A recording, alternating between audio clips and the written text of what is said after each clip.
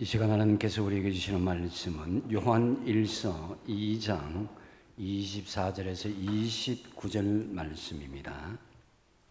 제가 가진 신약성경 390면 요한 1서 2장 24절에서 29절 말씀입니다.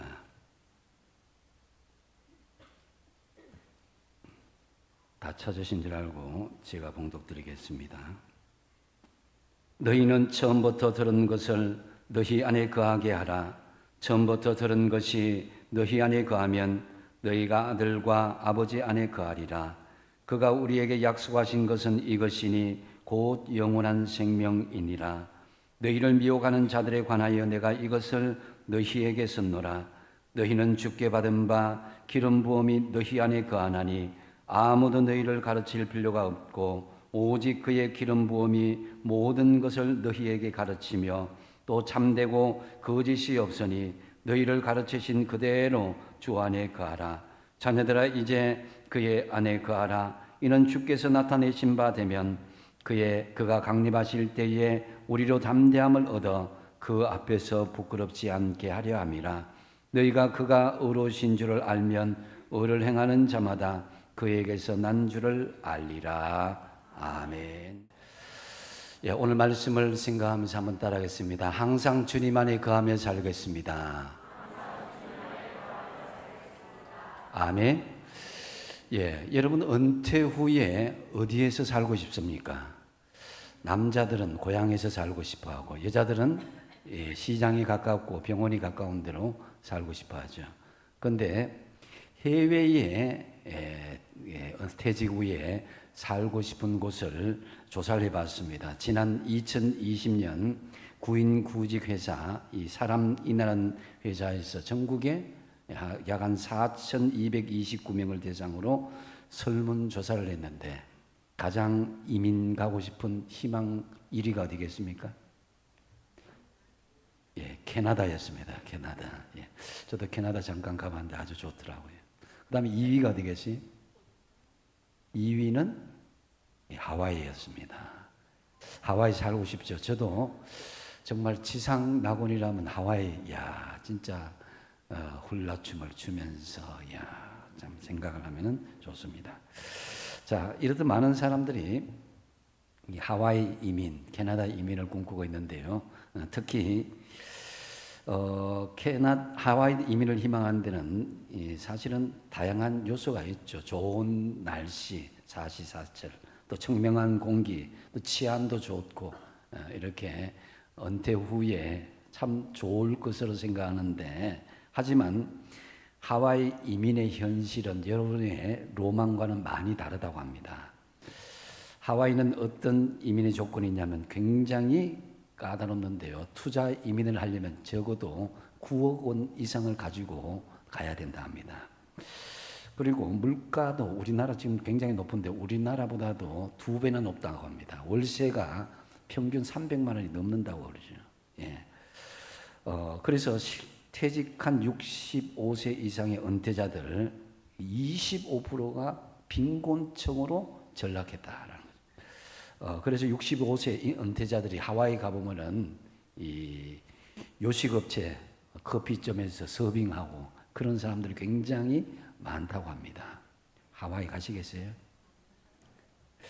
생각보다 하와이는 지상 낙원은 아닌 것 같습니다. 더군다나 최근에 화재로 인해서 주요 거주지가 잿더미가 되고 사망자만 어제 기준으로 80명 이상, 실종자가 1000명 이상 된다고 하니까 이것도 정확한 집계는 아직도 계수할 수 없을 정도라고 합니다. 분명히 이분들 재난당한 분들 중에도 지상낙원이라는 하와이에서 행복한 여생을 보내려고 했던 사람도 분명히 있었을 것입니다. 그 사람의 입장에서는 얼마나 안타까운 현실이겠습니까? 우리 인생은 하와이나 캐나다 등 이 땅의 어떤 지역에 거하는 것에도 영원한 지상천국은 없다라는 것은 다시 한번 우리가 실감할 수가 있습니다. 이에 15절 이렇게 말씀합니다. 본문 말씀 같이 한번 읽어볼까요? 시작. 이 세상이나 세상에 있는 것들을 사랑하지 말라. 누구든지 세상을 사랑하면 아버지의 사랑이 그 안에 있지 아니하니. 아멘. 세상을 사랑하면 아버지의 사랑이 그 안에 있지 않다. 그러니까 하나님의 사랑과 세상이 양립할 수 없다라는 것입니다. 왜냐하면은 세상에 있는 모든 것이 하나님과는 많이 다른 것이기 때문입니다. 이 세상의 것이 뭡니까? 16절에 보면은 이 세상에 있는 모든 것이 육신의 정욕과 안목의 정욕과 이생의 자랑이니 다 아버지께로부터 온 것이 아니요 어디서로부터 왔다고요? 세상으로부터 왔다. 그래서 육신의 정욕, 이것은 하나님과는 뜻과는 관계없는 자신의 본성에 따라서 살려고 하는 그런 정욕을 이야기하죠. 근데 안목의 정욕은 우리가 보는 것에 대한 소욕을 이야기합니다. 이 보고 난 뒤에 여러분 마음의 잔상이 남습니다. 그래서 어떤 것은 기쁨을 주기도 하지만 어떤 것은 굉장히 아픔과 트라우마를 남기기도 합니다. 또 이생의 자랑은 자신이 인정받고 높아지려는 그런 욕망인 것이죠. 육체를 자랑하며 방종하며 자만심과 영심, 육체적인 것에 만족함을 드러내고 자랑하려는 그런 허영기 있는 것을 이생의 자랑이다라는 거죠. 그래서 이 육신의 정욕, 안목의 정욕, 이생의 자랑은요, 아담과 하와가 그 유혹을 받을 때부터 시작되었다. 사탄이 우리를 유혹하는 중요한 방도라는 것을 창세기 3장 6절을 통해서 알 수가 있습니다. 여자가 그 나무를 본 적 먹음직도 하고 보암직도 하고 지혜롭게 할 만큼 탐스럽게 한 나무다. 이 먹음직도 한 것은 육신의 정욕이고요. 또 보암직도 한 것은 안목의 정욕. 또 지혜롭게 할 만큼 탐스러운 것은 바로 이 이생의 자랑이다라는 거죠. 사탄이 예수님을 유혹할 때도 이 세 가지로 유혹했습니다. 사탄은 예수님에게 돌덩이가 떡이 되게 하라 이렇게 했는데 이것은 바로 육신의 정욕을 이야기하는 것이고, 또 예수님을 성전 꼭대기에 세운 것은 안목의 정욕이고, 또 높은 산에 세워서 세상의 영광을 보여준 것, 이것은 이생의 자랑에 대한 유혹입니다. 그래서 세상은 끊임없이 사탄을 통해서 육신의 정욕과 안목의 정욕, 이생의 자랑을 통해서 우리를 유혹하고 미혹하고 있는 것입니다. 그런데 이 세상의 것은 영원한 것이 아니라 안개와 같고 신기루와 같다는 거죠. 여러분, 세상에는 영원한 것은 없습니다. 17절 말씀이 그것인데요. 이 세상도 그 정욕도 지나가되 오직 하나님의 뜻을 행하는 자는 영원히 거한다 그랬습니다.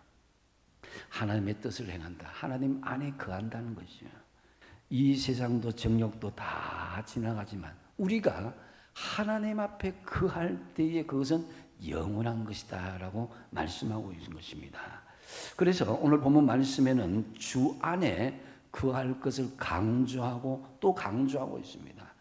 오늘 본문에서만 무려 6번이나 주 안에 거한다, 이 거한다는 말을 강조하고 있는데요. 24절에 3번, 27절에 2번, 28절에 1번 그렇게 주 안에 거한다는 것에 강조하고 있는데요. 그렇다면 우리가 주 안에서 거한다는 것이 과연 무엇이겠습니까? 먼저 첫 번째로 보면은 말씀 안에 거하는 것이 주 안에 거하는 것이다 하는 거죠. 24절 같이 한번 읽어보겠습니다. 시작. 너희는 처음부터 들은 것을 너희 안에 거하게 하라. 처음부터 들은 것이 너희 안에 거하면 너희가 아들과 아버지 안에 거하리라. 아멘. 초대교회 이 당시에 처음부터 들었던 복음 외에 말씀 외에 다른 것을 자꾸 사상이 들어오고 이단이 유혹이 들어오고 그렇게 해서 처음부터 들었던 복음, 처음부터 들었던 이 말씀이 중요하다는 것을 알 수가 있습니다. 그래서 처음부터 들은 것, 이 말씀과 복음 안에서 거하는 것, 이것이 주님 안에 거하는 것이다라는 거죠. 시편 109편 105절 말씀에 주의 말씀은 내 발의 등이요 내 길의 빛이니이다. 세상에 이 왜곡된 가치관과 이성, 경험과 지식에 따라서 우왕좌왕하지 않고 오직 말씀을 우리의 기준으로 삼고 인도자로 삼을 때에 그 말씀이 등불처럼 밝혀주고 우리의 길에 빛이 되어주고 안내자가 되어줄 것입니다. 내 안에 지금 여러분의 안에 무엇이 들어져 있느냐? 내가 무슨 생각을 하고 있는가? 어떤 가치관으로 살아가고 있는가? 이것에 따라서 우리의 행동이 결정되고 삶이 결정되는 것입니다. 아무쪼록 하나님의 말씀 안에 거하시기 바랍니다. 그래서 시편 119편 98절에는 주의 계명들이 항상 나와 함께 함으로 함께 거한다는 거죠. 그것들이 나를 원수보다도 지혜롭게 한다. 세상의 어떤 지식과 이단들보다도 지혜롭게 한다는 거죠. 또 디모데후서 3장 15절 말씀에서는 성경은 능히 너로 하여금 그리스도 안에 있는 믿음으로 말미암아 구원에 이르는 지혜가 있게 한다 그랬습니다. 그래서 말씀으로 말미암아 구원에 이르는 지혜가 있게 한다는 거죠. 특별히 이 요한 1서가 기록된 당시에는요, 많은 이단들, 특히 영지주의 사상을 가진 사람들이 교회를 굉장히 미혹하였습니다. 이 영지주의를 가진 사람은 육은 악하고 영은 선하다. 그래서 육은 함부로 쾌락을 하고 음란하게 하고 영은 선하다 하기 때문에 거룩하게 여기고 했는 그런 경향들이 있습니다. 그래서 육신으로 오신 예수님의 인성을 부인하고 완전한 하나님의 신성을 예수님에 대해서 부인하는 그런 일들이 벌어지게 된 것입니다. 그래서 헬라 철학의 이원론을 바탕으로 어떻게 하나님이 사람이 될 수 있는가? 사람이 어떻게 하나님이 될 수 있는가? 이런 이원론을 가지고 헬라 사상을 사람들에게 하니까 원래 들은 복음의 말씀이 교회 안에서 흔들리기 시작한 거예요. 그래서 22절에 보면은 이렇게 이야기합니다. 거짓말하는 자가 누구냐? 예수께서 그리스도이심을 부인하는 자가 아니냐? 아버지와 아들을 부인하는 그가 적그리스도이시다. 적그리스도라는 것입니다. 곧 영지주의는 여기에 더해서 우리가 구원을 받으려면 예수 그리스도를 믿는 복음의 말씀 외에 영적인 지식이 더하여져야 된다. 이렇게 주장하고 나섰던 것입니다. 복음 외에도 새로운 영적이 필요하다는 주장으로 많은 사람들이 처음 들었던 복음의 말씀에서 자꾸만 흔들려서 그들의 말에 자꾸 우왕좌왕하는 그런 일들이 벌어졌던 것입니다. 하지만 사도 요한은 단호하게 이야기합니다. 너희는 새로운 지식이 아니라 처음부터 들어온 지식 안에 확실히 가라. 처음부터 들어온 지식은 바로 복음의 말씀인 것입니다. 이 복음의 말씀 안에서 확실히 가라는 것인데요. 따라서 우리는 죄와 무지 가운데 있는 세상의 왜곡된 가치관, 세상의 여러 가지 이성과 경험, 지식들 여기에 좌왕, 우왕좌왕하지 말고 말씀으로 기준으로 삼고 안내자로 살아가야 된다라는 말씀인 것이죠. 이에 25절에 이렇게 말씀합니다. 그가 우리에게 약속하신 것은 이것이니 그것이 뭡니까? 곧 영원한 생명이다. 영생이라는 거죠.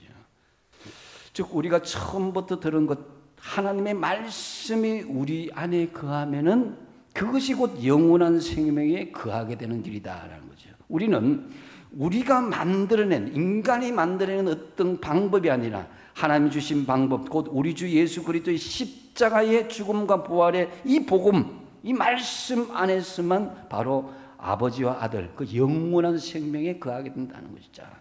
그래서 요한은 우리에게 미혹당하지 말고 처음 들은 그 말씀, 처음 들은 그 복음의 말씀, 그것이 기초가 되어서 우리 안에 주님 안에 거하게 하라. 26절 말씀, 너희를 미혹하는 자들에 관하여 내가 이것을 너희에게 선노라. 그래서 말씀 안에 거하면 우리의 미혹하는 자들 거짓말하고 또는 조롱하고 협박하고 유혹을 해도 흔들리지 않는다는 거죠. 거짓된 속임은 여러 모양으로 우리에게 찾아옵니다. 요즘 보이스피싱으로 또 미혹당한 사람들 많죠, 그죠?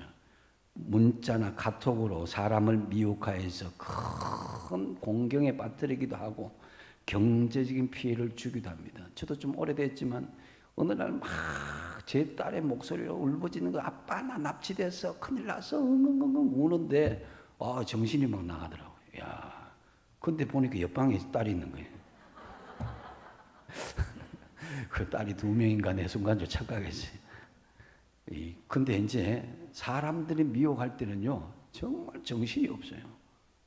막 정신없이 계속 핸드폰 켜고 어디까지 가라, 어디까지 가라 하는데, 연세 드신 분들은 그냥 정신없이 따라가는 거죠. 자, 그러고 난 뒤에 딱 경제적인 피해나 여러 가지 공경에 빠뜨렸을 때는, 이게 잘못되었구나. 늦게서야 깨닫게 되는 거죠. 어쨌든, 이 경제적인 속임은 다시 회복할 수 있다지만요, 제일 우리가 문제가 되는 것이 영적인 속임에 빠지는 것입니다. 왜냐하면 영적으로 속임을 당하면 그 영혼이 영원한 멸망에 빠지기도 하고 또 구원받은 자라도 미혹에 빠져서 잘못된 길로 어긋날 수 있기 때문입니다. 그래서 요즘 이단들은 십자가의 복음, 부활 복음 대신에 여러 윤리나 심리, 성격 테스트, 자기 개발 등으로 막 사람들에게 접근한 것을 볼 수가 있습니다.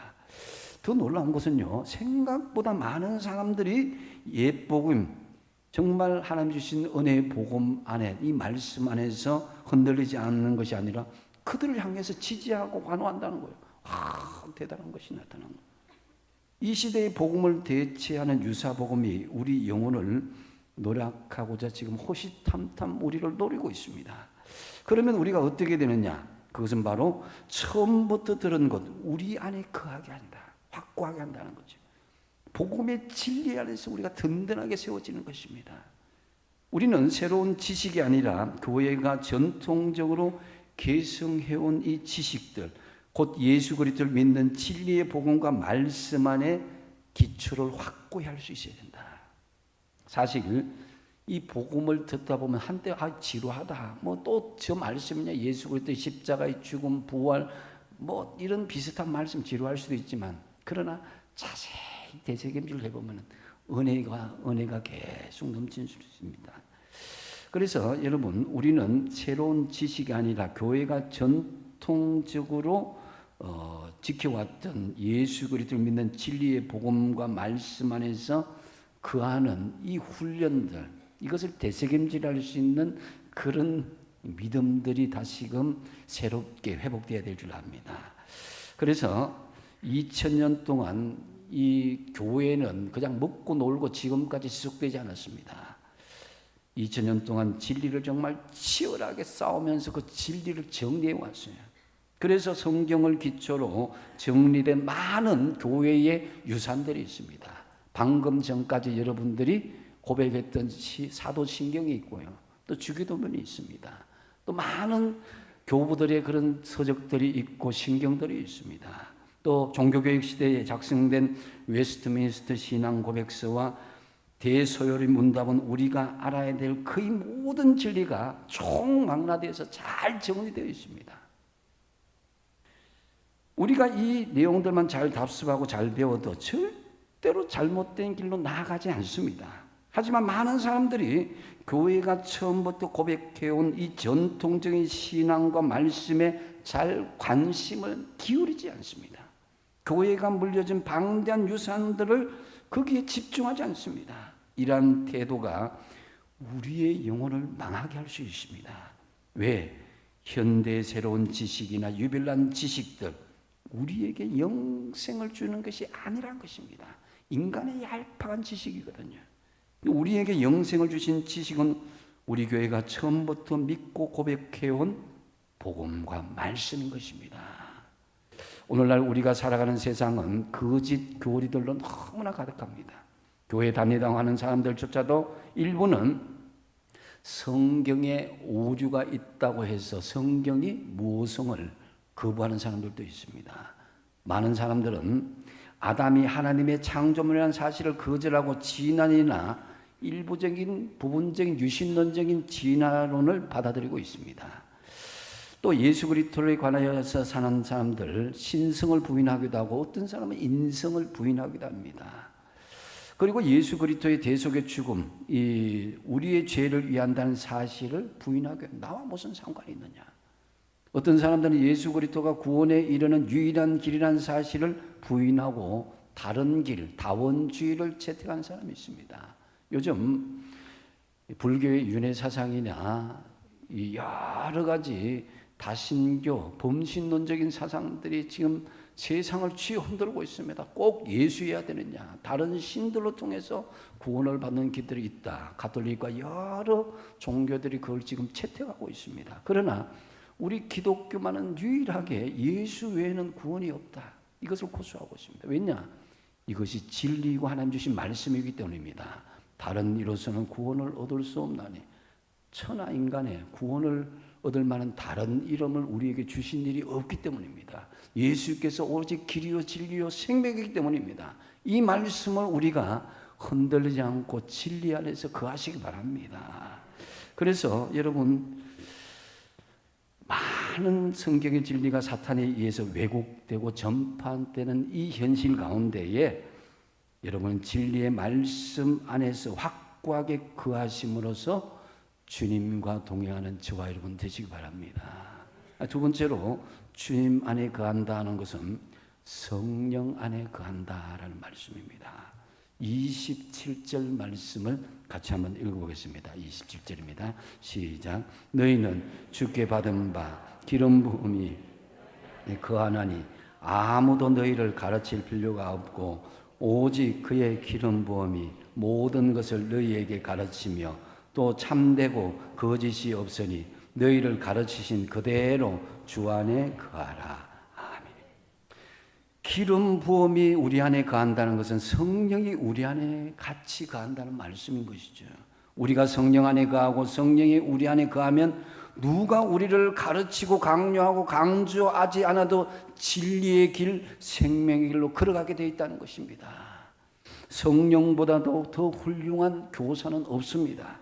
요한복음 14장 26절 말씀에 보혜사 곧 아버지께서 내 이름으로 보내실 성령, 그가 너희에게 모든 것을 가르치고 내가 너희에게 말한 모든 것을 생각나게 하리라 그랬습니다. 여러분, 물론 목회자도 필요하고 교사도 필요하고 구역장도 필요하고 가르치는 사람들도 필요하지만, 그러나 그것이 그 사람들은 최종적인 그런 주체가 아닙니다. 매개체일 뿐입니다. 중개자일 뿐입니다. 그래서 여러분, 성령 충만을 받으면은 누가 이래라 저래라 하지 않아도 저절로 말씀 봅시다, 예배 드립시다, 기도합시다, 찬송합시다, 봉사합시다, 전도합시다 이러지 않아도 내가 성령께서 견딜 수 없게 만들어주기 때문에 저절로 하게 되어 있어요. 주님 안에 거하기 때문에, 그래서 그것이 더 행복하고 즐거운 거예요. 마가의 다락방에서 성령 충만을 받기 전에는 그들은 두려움에 떨어서 세상 바깥으로 나가지 못하는 그런 겁쟁이들이었습니다. 그러나 성령을 받고 나니까 담대하게 주의 복음을 전하는 사람들이 되었습니다. 누가 하라고 그런 게 아니에요. 성령이 그 안에 거하기 때문에 견딜 수 없는 그런 마음을 주신 거예요. 또 스데반 집사님은 성령이 충만하게 되었을 때 죽음을 앞두고도 담대히 하나님 말씀을 전하였고, 순교의 그 순간에 얼굴이 천사와 같았고 하늘의 영광이 예수께서 하나님 우편에 서신 것을 보고 하나님께 영광을 올려드렸다, 그렇게 말씀하고 있습니다. 그래서 사도 요한은 너희는 주께 받은 바 기름 부음이 너희 안에 거하나니 아무에게도 너희에게 가르칠 필요가 없다.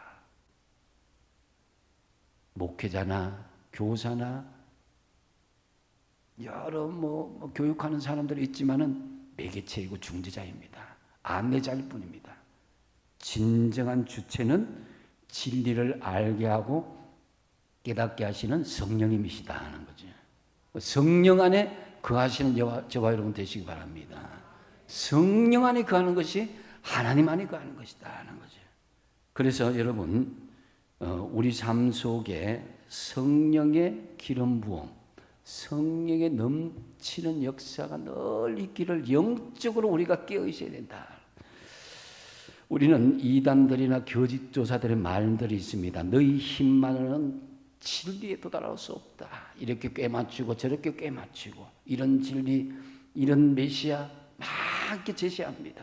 너희가 진리를 알려면 우리에게 배워야 된다 이야기하기도 합니다. 이런 거짓말에 현혹될 필요가 없는 것이 우리의 가장 큰 교사인 성령님이 우리를 알게 하시고 생각나게 하시고 깨닫게 해주실 것입니다.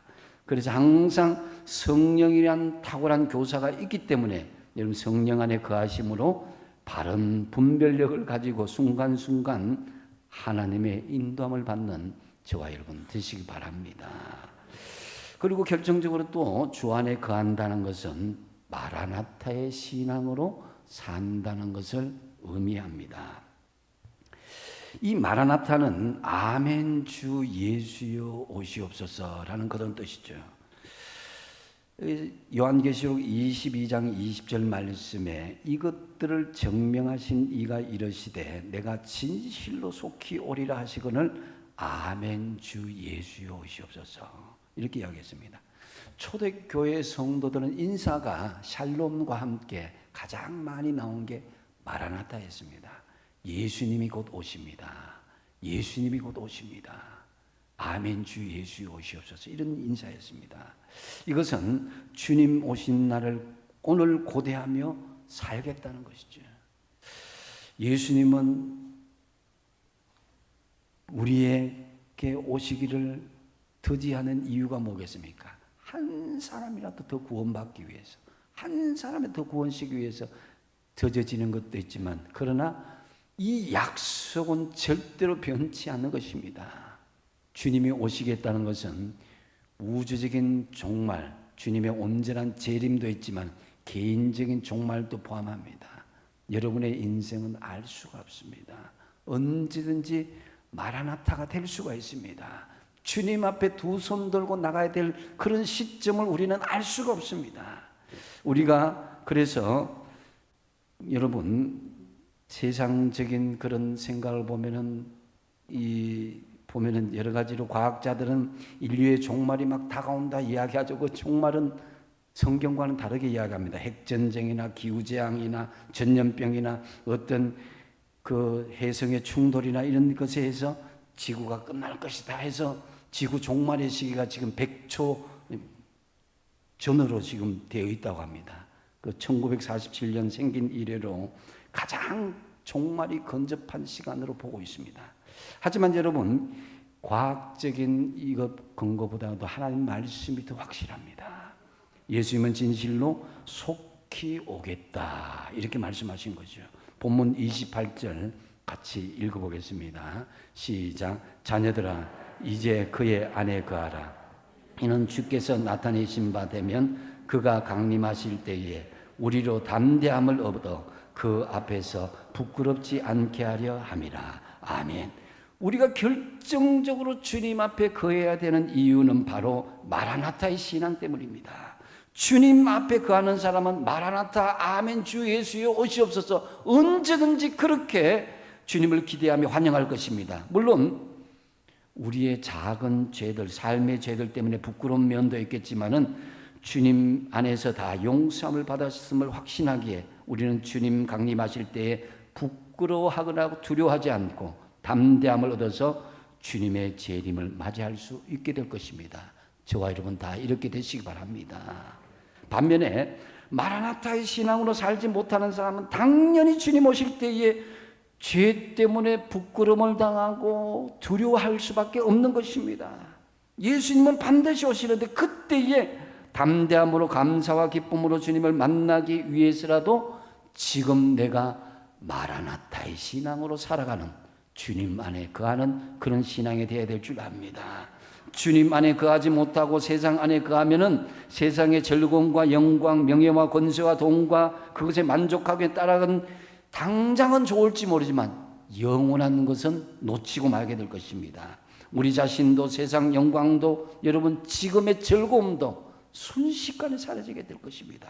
그러므로 여러분 평소에 흔들리지 않는 마라나타의 신앙 안에 주님 안에 확고하게 거하시기 바랍니다.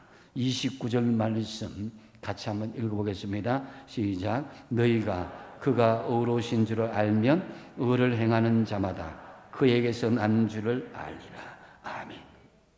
주님이 의로우신 줄을 알게 되면 우리가 주님 안에 생명과 진리와 지혜와 은혜와 선과 의가 있다는 것을 알면 어찌 그 안에 거하지 않을 수 있겠느냐. 그 안에 거한다면 어찌 주님 안에서 생각하고 말하고 행동하지 않을 수가 있겠냐. 그 안에서 말하고 행동하고 그렇게 산다면 어찌 주님의 의를 드러내지 못하며 세상 사람들 어찌 주님 안에 생명의 기쁨이 있음을 알지 못하겠느냐. 우리가 마라나타의 통로가 되시기 바랍니다. 복음의 통로가 되시기 바랍니다. 구원의 통로가 되시기 바랍니다. 여러분, 주 안에 거하심, 이것은 항상 마라나타의 신앙으로 어렵게 하는 본을 보이는 것을 통해서 더 드러나게 될 것입니다. 베드로후서 3장 10절 상반절에 주의 날이 어떻게 온다고요? 도적같이 온다는 거예요. 도적은 예고를 하지 않습니다. 갑작스럽게 옵니다. 주님이 오실 때 개인적이든지 우주적이든지 주님 갑작스럽게 우리에게 종말을 맞이하게 할 것입니다. 그렇기 때문에 우리는 마라나타의 신앙으로 간절히 살아야 되는데 베드로후서 상반 12절 상반절에 하나님의 날이 임하기를 바라보고 간절히 사모할 수 있어야 된다. 내가 부끄러워하거나 피하는 것이 아니라 오히려 더 적극적으로 마라나타 간절히 사모하며 기대할 수 있어야 된다는 것이죠. 저는 이번 하와이에서 수많은 사람들이 돌아가시고 실종되었다는 이 사실을 접하면서 참으로 가슴 아프게 그것을 들었습니다. 그 사람들도 나름대로 은퇴 후에 행복하게 살려고 하는 사람들 얼마나 많았겠습니까? 또 우리 주변에서도 정말 좋은 곳에 전원주택을 짓고 정말 오랫동안 살 것처럼 그렇게 집을 지었는데 몇 년 살지 못하고 그 인생을 마감한 그런 사람들 많이 있습니다. 얼마 전에 좀 됐지만 영천에 유명한 영화배우 신성일 씨도 참 대골 같은 집을 짓고 참 오래 살 거라고 생각했는데 얼마 지나지 않아서 그 인생을 순식간에 마감한 것을 우리 보았지 않습니까? 여러분, 우리가 이 인생의 가운데 마라나타의 신앙을 가지고 있는 사람과 가지고 있지 않은 사람의 삶의 질은 분명히 달라질 것입니다. 마라나타가 아닌 사람은, 없는 사람은 이 세상이 전부인 줄 알지만은 마라나타의 신앙은 하늘나라의 영원한 집을 사모하는 사람인 것입니다. 그렇기 때문에 마라나타의 신앙, 여러분, 우리가 주님의 임하기를 간절히 사모하는 이 마라나타의 신앙으로 주님 앞에, 주님 안에 거하시면서 늘 승리하며 살아가시길 바랍니다. 말씀을 맺습니다. 예나 지금이나 불안한 현실의 여러 방면으로 성도들은 미혹을 당하고 있습니다. 육신의 정욕, 안목의 정욕, 이생의 자랑들이 미혹하고 각종 이단들과 사이비 사상들이 미혹을 하고 우리의 헛된 망상들이 우리를 미혹을 합니다. 이제 여러분 다시금 확고하게 주님 안에 거하시기를 결단하시기 바랍니다. 주님 안에 거한다는 것은 먼저 뭡니까? 말씀 안에 거하시기 바랍니다. 복음과 진리의 말씀 안에서 확고하게 흔들리지 말고 거하시기 바랍니다. 두 번째 뭡니까? 성령 안에서 거하시기 바랍니다. 성령 안에 거한다는 것은 바른 분별력을 가지고 순간순간 하나님의 인도함을 받는 것입니다. 하나님이 영원히 함께 하시겠다는 것은 성령님이 우리와 함께 하시겠다는 것입니다. 그리고 세 번째 뭡니까? 마라나타의 신앙으로 사시기 바랍니다. 지금이라도 주님이 오신다면 부끄러운 것이 아닌 마라나타의 신앙으로 아멘 주 예수여 오시옵소서 환영하면서 기대하면서 사모하시면서 주님 안에 거하셔야 될 것입니다. 참으로 말씀과 성령 안에 거하시고 마라나타의 신앙으로 이제 주 안에서 거하시는 확고의 신앙으로 살아가는 저와 여러분 되시기를 주님의 이름으로 간절히 축복드립니다. 기도하겠습니다. 아버지 하나님, 이 세대가 죄악이 관련하고 믿음의 성도들을 미혹하고 현혹하는 많은 현실들이 있습니다. 이 현실 가운데 우리가 주님 앞에 확고하게 거하게 하여 주시옵소서. 말씀과 성령 안에 거하고 마라나타의 신앙으로 주님 앞에 거함으로 승리하는 믿음의 성도들 되게 하여 주시옵소서. 예수님의 이름으로 기도하옵나이다.